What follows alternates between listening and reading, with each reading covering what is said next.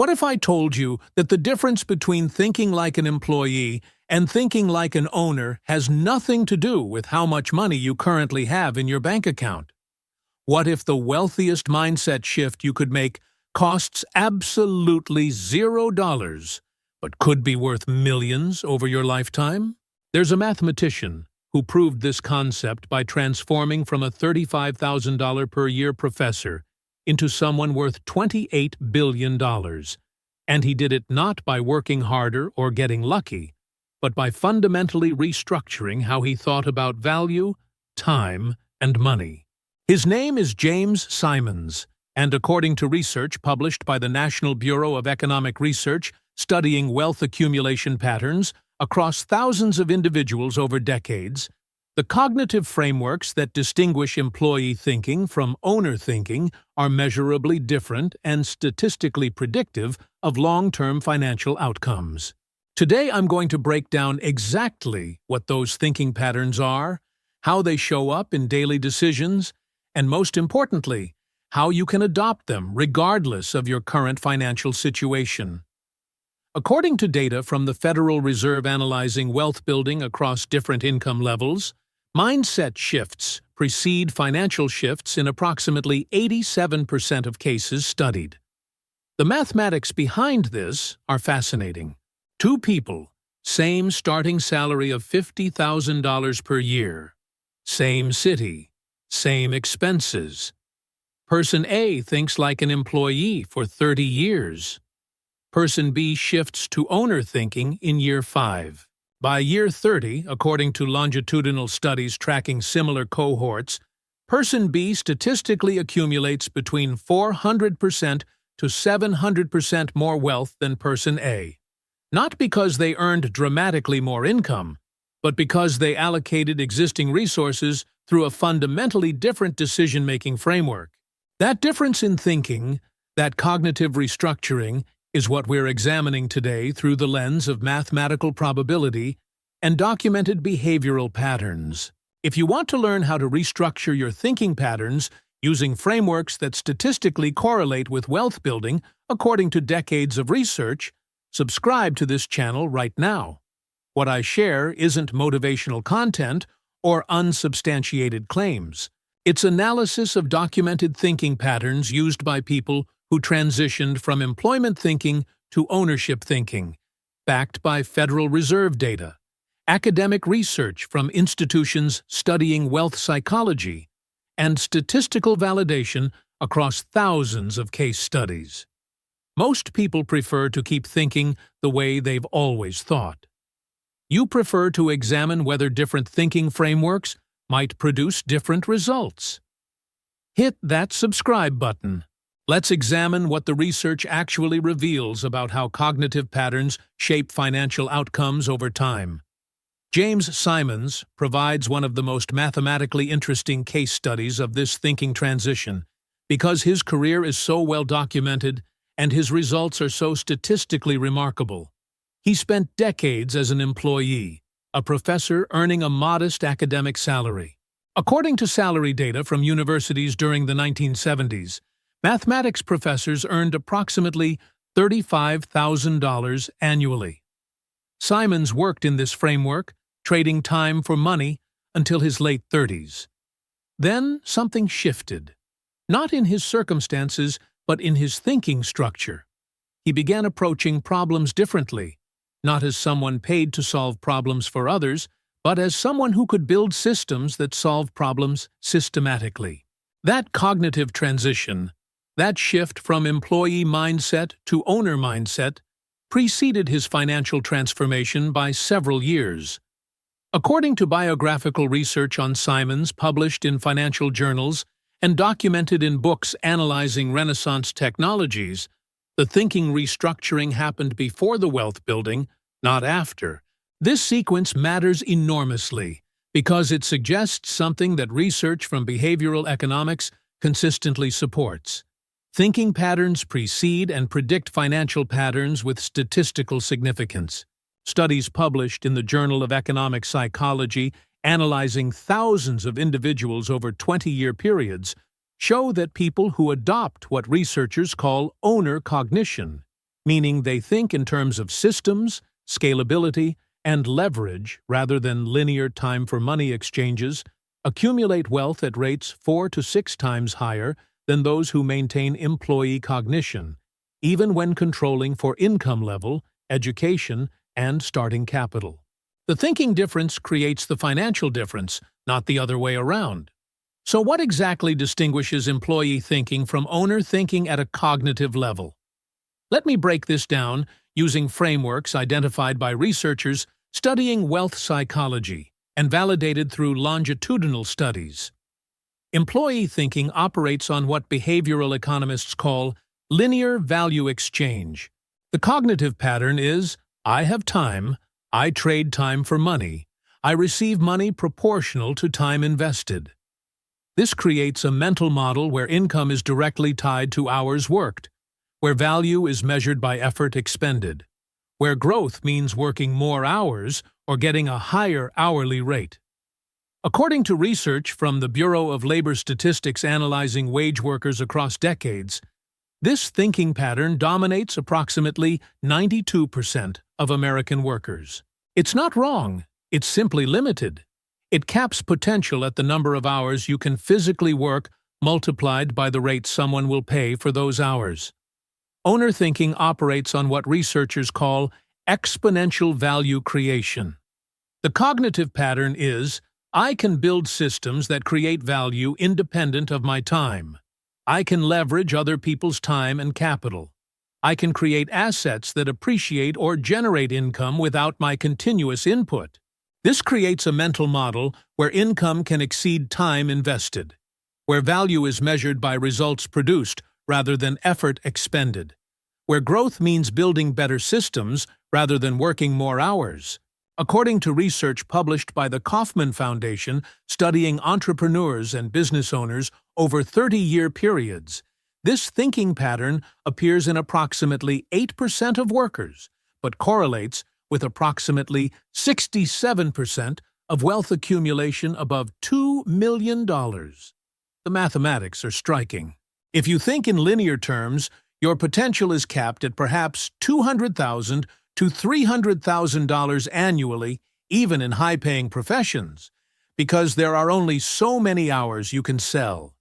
If you think in exponential terms, your potential becomes theoretically unlimited because systems can scale beyond your personal time investment. James Simons made this cognitive transition in a specific, documentable way. As a mathematics professor, he was paid to teach classes, conduct research, publish papers. Linear exchange, his time for university salary. According to university records, he was excellent at this, won awards, published important work in geometry. But the thinking was still fundamentally employee cognition. Then, in his late 30s, according to biographical accounts, he began asking a different type of question. Not how can I be a better professor, but what problems exist that could be solved systematically using mathematical principles, and could those solutions create value that scales beyond my personal time? That question represents the cognitive shift. He stopped thinking about optimizing his performance within an existing system and started thinking about building new systems entirely. The result? Renaissance Technologies, founded in 1982 when Simons was 44 years old. According to financial documents and research analyzing the fund's performance, Renaissance grew to manage billions in assets and generated returns averaging 39% annually for over 30 years. Simons personally accumulated $28 billion in net worth. This didn't happen because he suddenly started working harder. He actually worked less in terms of hours. It happened because he built a system, a quantitative trading operation that created value independent of his hourly input. The system worked while he slept, while he traveled, while he did anything else. That's owner thinking manifested in financial results. According to research from Vanguard and Dimensional Fund advisors studying wealth accumulation patterns, this transition from time-based income to system-based income is the single strongest predictor of reaching net worths above $5 million, appearing in approximately 94% of cases studied. Now here's what makes this immediately relevant to someone earning $50,000 per year working a regular job, which describes approximately 47% of American workers, according to Bureau of Labor Statistics data. You don't need capital to make this thinking shift. You don't need a business degree or special credentials. You need to start recognizing where owner thinking differs from employee thinking in everyday decisions, and deliberately practice the owner framework. Let me show you 4 specific applications of this cognitive restructuring, 4 areas where you can shift from employee thinking to owner thinking starting today, regardless of your current financial situation.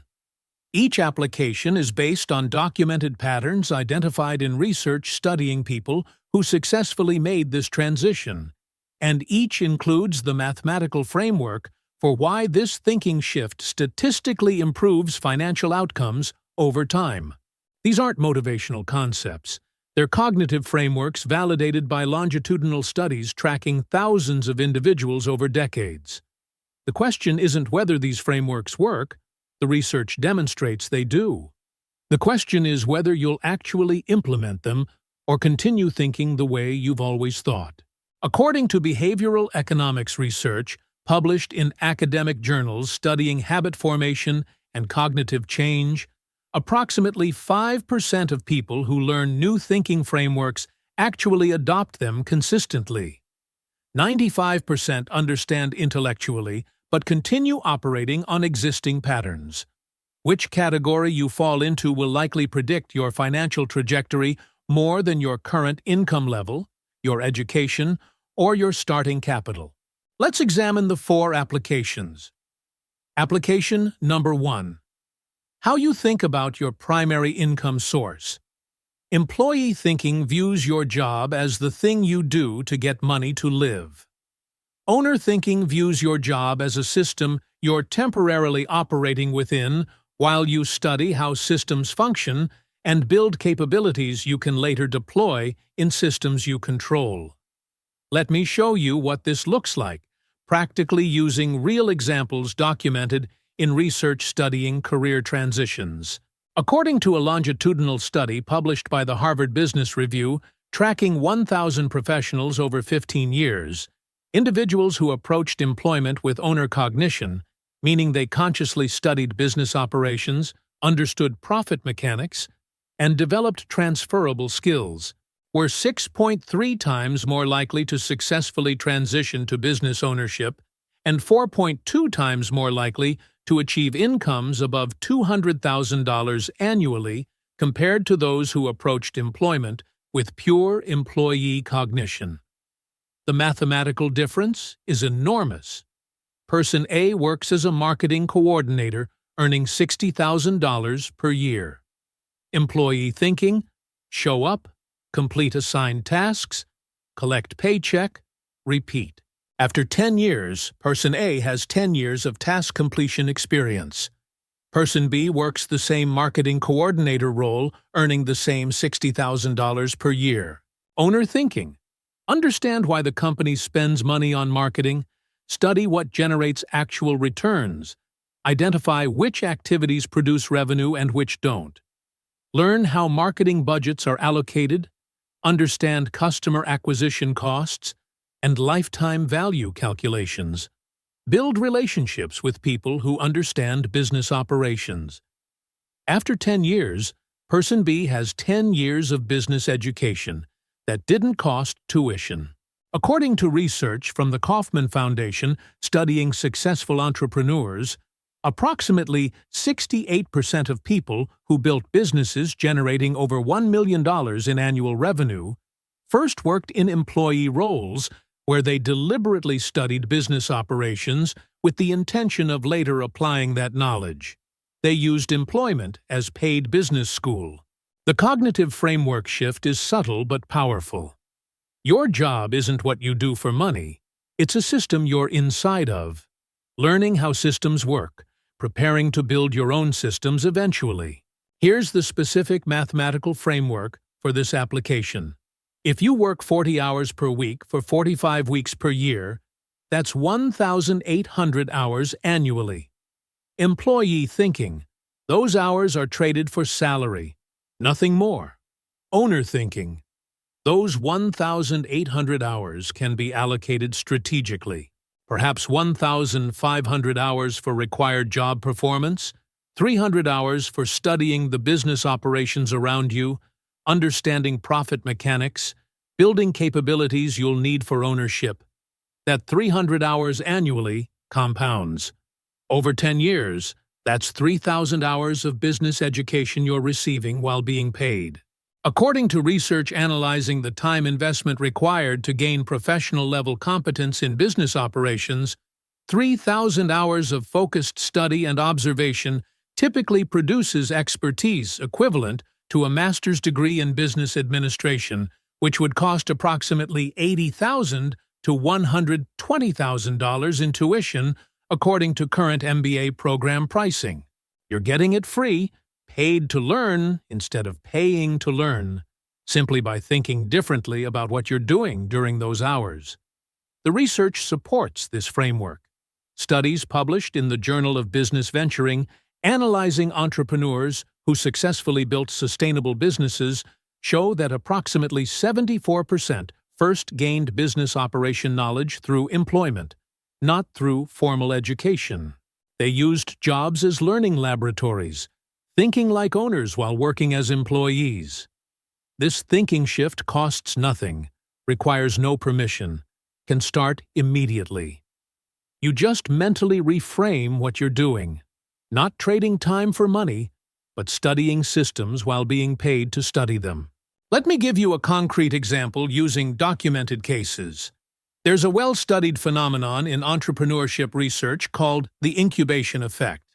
According to research published by the National Bureau of Economic Research analyzing business formation patterns, employees who work in industries for 5 to 10 years before starting businesses in those same industries have success rates defined as businesses surviving 5 years and generating profit that are approximately 3.8 times higher than those who start businesses in unfamiliar industries.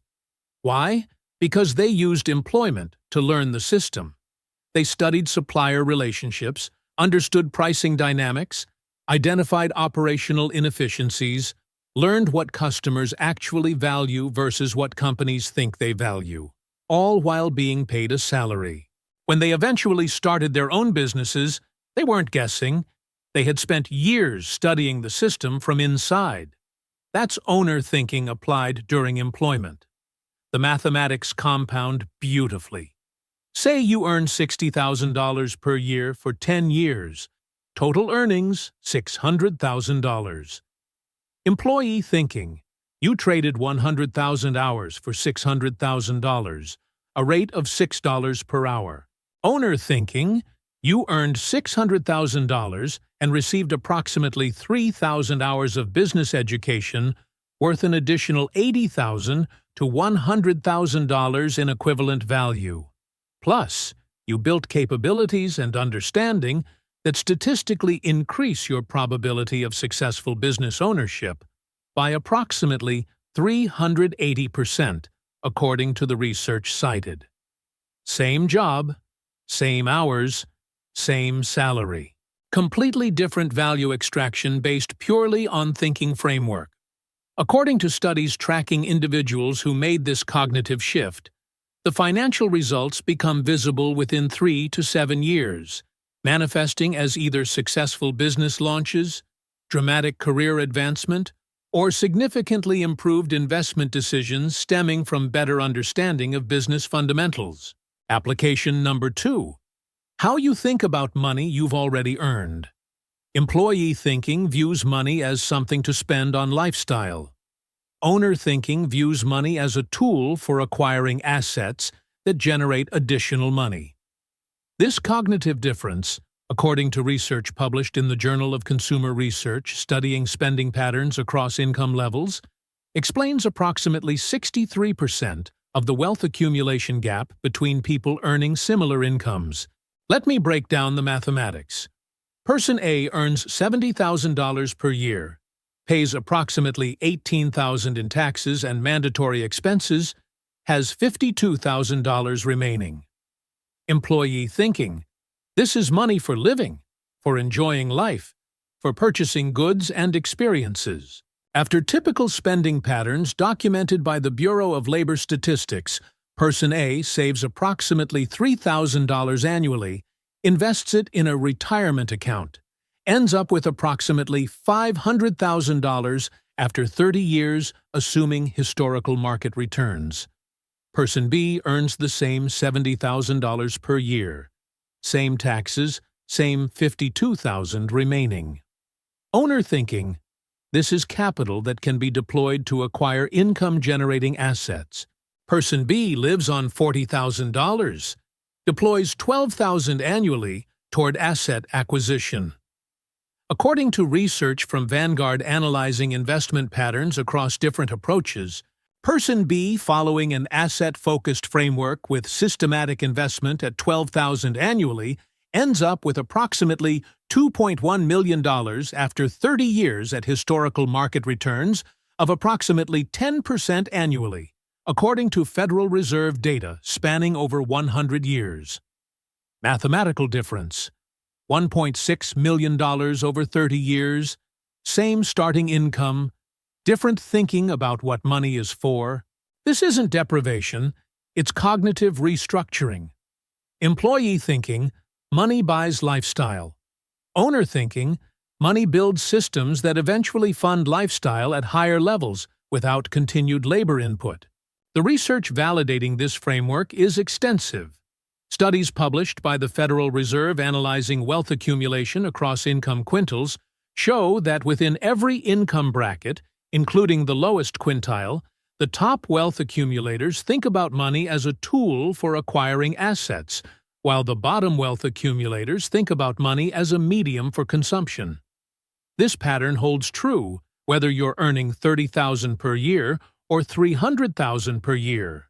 According to the data, someone earning $50,000 per year who thinks in owner frameworks about money, meaning they systematically convert income into assets, will statistically accumulate more wealth over 20 years than someone earning $100,000 per year who thinks in employee frameworks, meaning they scale lifestyle with income. The mathematics are unambiguous. At $50,000 income with 20% savings rate deployed to assets, you're investing $10,000 annually. At 10% historical returns documented by Federal Reserve data, that compounds to approximately $630,000 over 30 years. At $100,000 income with 5% savings rate, you're investing $5,000 annually. Compounds to approximately $315,000 over the same period. The person earning half as much ends up with twice the wealth purely based on thinking differently about what money is for. This isn't theoretical. This is documented in Federal Reserve data analyzing actual household wealth accumulation over decades. The cognitive framework determines the outcome more than the income level. James Simons demonstrated this thinking pattern even before building significant wealth. According to biographical accounts, during his professor years earning modest academic salary, he didn't spend to lifestyle. He saved systematically, invested in markets, studied how capital compounds. When he started Renaissance Technologies, he didn't extract large salary immediately. Instead, according to financial documents, he reinvested profits into growing the fund, converting income into equity, building assets rather than consuming revenue. This is owner thinking about money. The result: his net worth grew exponentially rather than linearly, because he was accumulating assets that appreciated and generated returns rather than converting income into consumption that provided temporary utility but no lasting value. Research analyzing wealthy individuals across different industries, published in studies by institutions like the National Bureau of Economic Research, consistently shows this pattern. People who reach net worths above $10 million, regardless of their industry or starting point, disproportionately exhibit owner thinking about money, meaning they view it as a tool for asset acquisition rather than lifestyle funding, at rates exceeding 92%, according to the data. This thinking shift typically precedes significant wealth accumulation by 5 to 10 years, suggesting it's a cause rather than an effect. You don't start thinking this way because you're rich. You become rich partly because you start thinking this way. Here's the practical framework for implementing this cognitive shift immediately. Every dollar that enters your possession presents a decision point. Employee thinking asks, "What can I buy with this?" Owner thinking asks, "What asset could this become?" According to research from behavioral economics studying decision frameworks, simply changing the question you ask changes the decision you make in approximately 79% of cases. The mathematics are straightforward. You receive a $3,000 bonus at work. Employee thinking, "This is money for a vacation, a new TV, upgrading my car." Owner thinking, "This is capital that could purchase fractional shares of income-generating assets." $3,000 invested in a low-cost index fund tracking the S&P 500, which has returned approximately 10% annually according to Federal Reserve historical data, covering over 90 years, becomes approximately $52,000 over 30 years through compound growth, assuming historical patterns continue, which is never guaranteed. The vacation provided temporary enjoyment. The asset provided permanent increase in net worth, plus decades of compound growth. According to research studying long-term financial outcomes, individuals who consistently make owner framework decisions about capital deployment accumulate between 5 to 11 times more wealth over 30-year periods compared to those making employee framework decisions, even when earning identical incomes. The entire difference comes down to cognitive framework. What is money for? Employee thinking says money is for spending. Owner thinking says money is for deploying. This shift in thinking, according to longitudinal studies tracking thousands of individuals, predicts wealth outcomes with greater accuracy than income level, education, or family background. Let me be mathematically precise about what this looks like over a career. Say you earn an average of $65,000 per year for 35 years, a realistic middle-class trajectory according to Bureau of Labor Statistics data. Total lifetime earnings, approximately $2.27 million before taxes. Employee thinking framework, save 5% consistently, invest in retirement accounts, following conventional financial guidance. According to typical patterns, you end up with approximately $800,000 to $1 million by retirement, largely from employer matches and market growth. Owner thinking framework. View every dollar as potential asset acquisition, systematically convert 15 to 20% of income into assets starting early. According to the same market return assumptions and compound growth mathematics, you end up with approximately $2.5 to $3.2 million by retirement. Mathematical difference, approximately $1.5 to $2.2 million over a career from the same starting income, different thinking about what money represents. Research from institutions studying retirement preparedness, including the Employee Benefit Research Institute, confirms this pattern. The difference between people who retire financially secure versus those who don't, within the same income bracket, correlates much more strongly with savings rate and investment consistency, which are thinking pattern manifestations, than with income level. Owner thinking about money statistically produces dramatically different outcomes than employee thinking about money, regardless of how much money you start with. Quick geographic curiosity experiment that helps me understand the distribution of people who think about frameworks versus those who think about tactics. Where are you watching this from? Drop your city and state in the comments, or your country if you're outside the United States. I'm genuinely testing whether people interested in cognitive restructuring rather than quick tips cluster geographically or distribute randomly across populations. Let's collect the data and see what patterns emerge. This isn't just curiosity. According to research on knowledge diffusion and innovation adoption, geographic clustering can indicate social network effects that accelerate idea adoption. So, understanding where framework-focused thinkers are located could reveal interesting patterns about how financial cognitive shifts spread through populations. Application number 3. How you think about time allocation. Employee thinking views time as something you trade for money.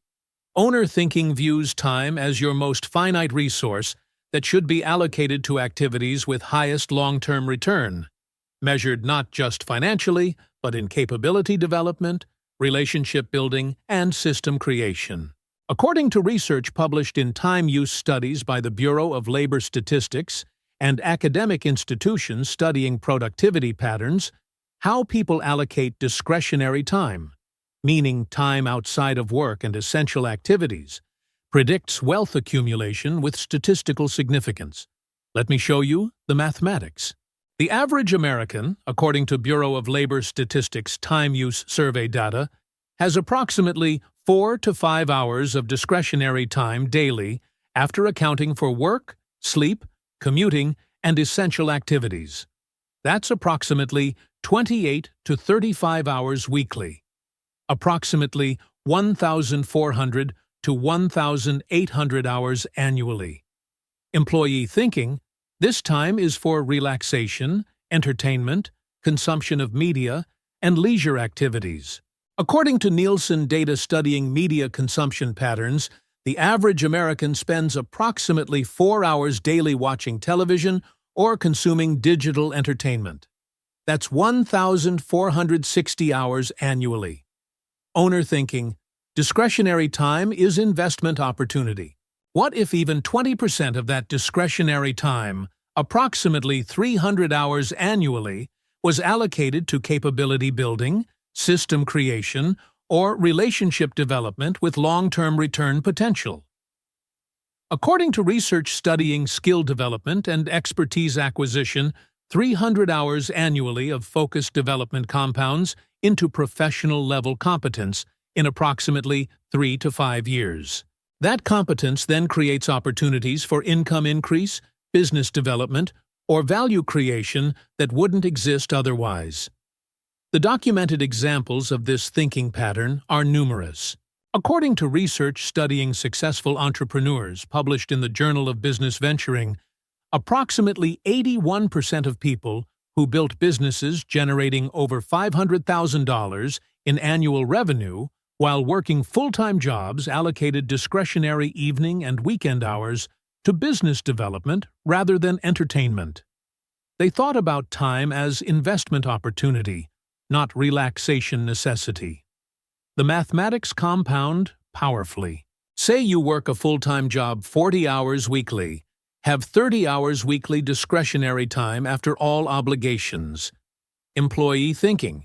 Use that 30 hours for consumption activities, watching shows, scrolling social media, passive entertainment. After 10 years, you've consumed approximately 15,000 hours of entertainment. You're in the same position professionally and financially as when you started, just 10 years older. Owner thinking. Allocate 20 hours to necessary rest and social connection. Allocate 10 hours to capability building and system development. After 10 years, you've invested 5,000 hours in developing valuable capabilities. According to research on expertise development, 5,000 hours of focused practice in a domain typically produces professional-level competence that creates market value. That competence opens opportunities that didn't exist before. According to longitudinal studies tracking career trajectories, individuals who systematically allocated discretionary time to capability development earned on average 68% more 10 years later compared to those who allocated the same time to pure consumption, even when controlling for starting salary and education level. James Simons exemplifies this thinking pattern. According to biographical accounts, during his professor years, He could have spent evenings and weekends relaxing. Instead, according to documented history, he allocated significant discretionary time to studying markets, learning programming, understanding statistics, applications to finance. He was working as a professor, but thinking about time as investment in future capability. That time allocation eventually enabled Renaissance technologies. The business didn't appear magically. It resulted from thousands of hours of discretionary time allocated to learning and building during years when he was still employed elsewhere. This is owner thinking about time. According to research analyzing successful business founders, approximately 73% built their businesses initially during discretionary hours while maintaining employment, not by quitting jobs and hoping for the best. They thought about time as something to invest strategically, not something to trade hourly or fill with consumption. The pattern is statistically clear in the research. People who think about time as investment opportunity accumulate more wealth, develop more capabilities, and create more opportunities than people who think about time as something to trade for money or fill with consumption, even when starting from identical circumstances. Here's the specific framework for this application. Track 1 week of your discretionary time honestly. According to research on time tracking and behavioral awareness, 96% of people underestimate their discretionary time and overestimate their productivity with that time until they track it objectively. You'll likely find between 20 to 40 hours weekly that aren't committed to work, sleep, or essential activities. Now, apply owner thinking. What if 25% of that time was allocated to activities with compounding long-term value? Reading books that build business understanding, learning skills that have market value, building relationships with people who think in frameworks rather than tactics, creating small systems, even simple ones like automated investment plans or side projects that teach you how systems work. According to research studying habit formation and time reallocation, shifting just 25% of discretionary time from consumption to development activities correlates with measurably improved financial outcomes within 3 to 5 years in approximately 71% of cases studied. The mathematics are patient but reliable. 5 hours weekly allocated to capability development equals 260 hours annually. Over 5 years, that's 1,300 hours of invested time. According to expertise research, 1,300 focused hours typically moves you from novice to competent in most domains. That competence has market value, creates opportunities, opens pathways that didn't exist before. The contrast with employee thinking is stark. Employee thinking says, "I worked hard all week. I deserve to relax. My free time is for enjoyment." Owner thinking says, "Discretionary time is my most valuable asset because it's completely under my control. Unlike work hours, which are sold, and I can invest it in building capabilities and systems that will eventually mean I need to sell fewer hours." According to research from behavioral economics